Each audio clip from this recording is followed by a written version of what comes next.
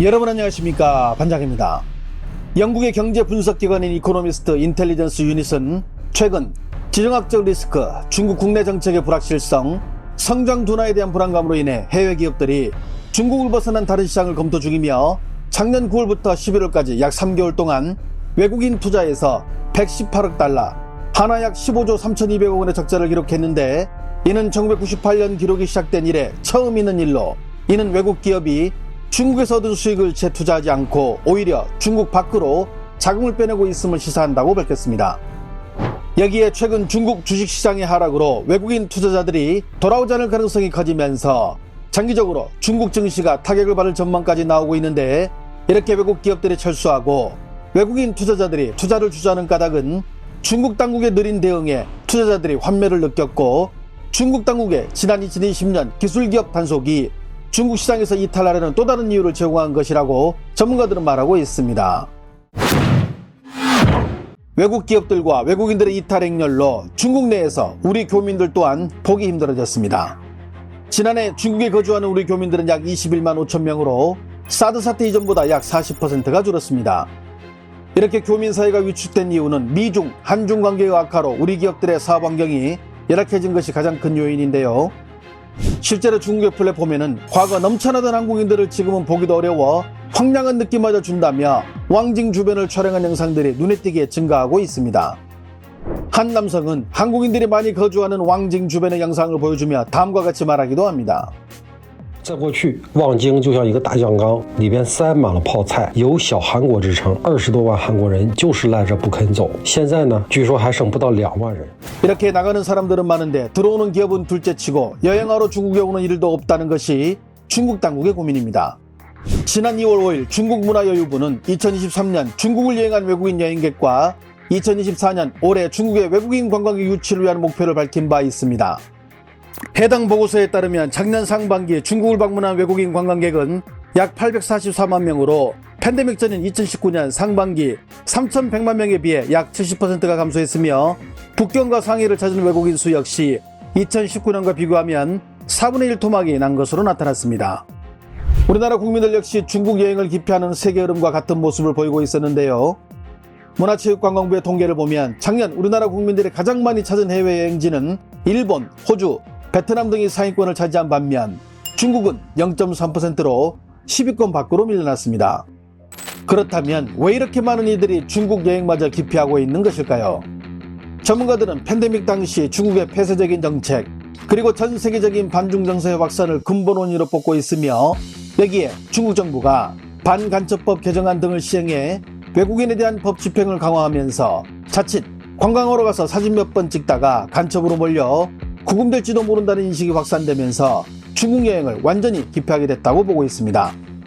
여기에 까다로운 비자 발급 절차와 더불어 중국이 자랑하던 현지 결제 문화를 대표하는 알리페이와 위챗페이라는 스마트 결제 플랫폼 시스템이 오히려 외국인들에게는 불편함으로 다가와 중국 여행을 거부하게 만든다는 보고가 나오자 중국이 당황하고 있는데요. 길거리 노점상에서도 레스토랑에서도 친구들과의 모임에서도 시간과 장소를 가리지 않고 핸드폰만 들이대면 모든 결제가 가능한 중국.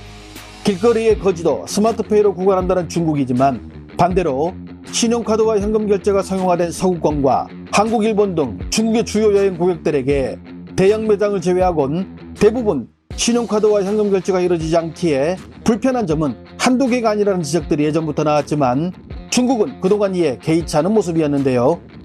하지만 최근 여행객이 급감하자 발등에 불이 떨어진 모습을 그대로 보여주듯 지난 2월 2일 중국의 봉황TV는 해외 여행객들이 중국을 다시 찾을 수 있는 방안을 놓고 토론을 진행했는데, 이날 게스트로 참석한 법학 박사라고 자신을 소개한 한 한국인 여성분은 한국과 중국의 시스템을 비교 분석하며 중국이 개선해야 할 부분들에 대해 거침없이 의견을 내놓자 토론에 참석한 전문가들과 방청객들이 순간 당황한 모습을 적나라하게 보여주기도 했습니다.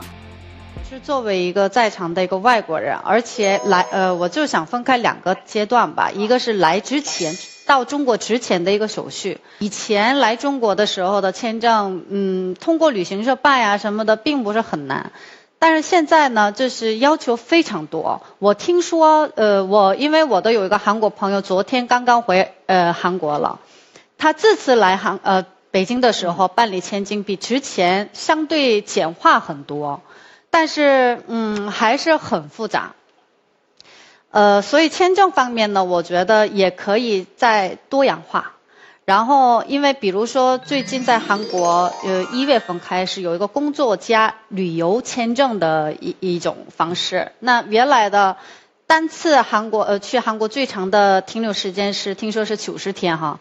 但现在如果工作加旅行签证这种的话，一次可以办理1年。就是有更多的，你可以工作过程当中也可以旅行，其实可以给一个外国人更多的一个停留的机会时间。拉长，我觉得这是一个比较好的方式，其中之一个。第二个呢，到了中国以后，他们一样有就是支付宝、微信都提前都准备好了，但是呢，其实到了北京以后，就是我要进去点外卖，我要叫滴滴，都叫不到什么实名认证，然后到了哪里突然就蹦出来你的这个要绑定什么信用卡，但是他们也就不知道。而且现在外国人在中国如果要临时要办中国的银行卡，要存点钱也是不行，就是必须要你在中国有一个居留的签证或者怎么样才能办中国的银行卡。所以他们就是都解决不了这些的问题。然后很多地方其实法律上就是就是不能拒绝这个什么人民币就拒收人民币的行为，但是实际上我们现实生活当中没有人能给我找零钱，所以就是很难教育这个情况。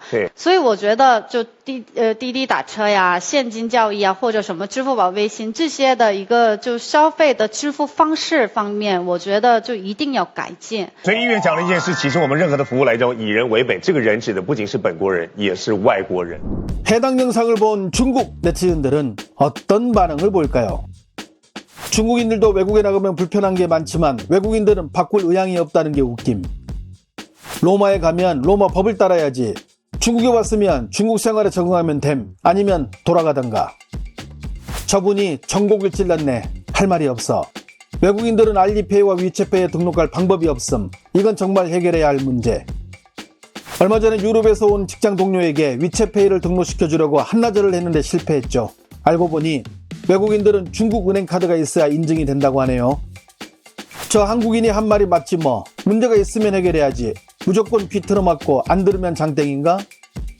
외국인이 중국에 오면 중국의 습관에 적응하면 되지 뭘. 한국에는 알리페이와 위챗페이가 없던데 그럼 한국인들도 중국인을 위해 알리페이와 위챗페이 설치하나요?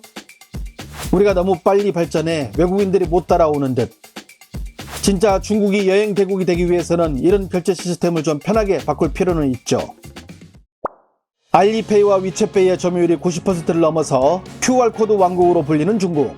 하지만 주요 국유은행들이 지급결제에서 밀려나 알리페이, 위챗페이의 금융창구 역할에 그친다면 중국 정부가 펼치려는 통화정책이나 금융수단이 한계에 부닥칠 수 있기에 중국 당국은 중앙집중형 결제 시스템을 만들기 위해 디지털 위안화 성형화를 추진 중에 있습니다. 하지만 그 이면에는 이를 통해 현금 흐름을 파악하면서 국민들의 일거수일투족을 감시하려는 의도가 있다고 외신들은 지적하고 있습니다. 좋아요와 알림 설정은 제가 영상을 만드는데 큰 힘이 됩니다. 시청해 주셔서 감사합니다. 행복한 하루 보내시길 바랍니다.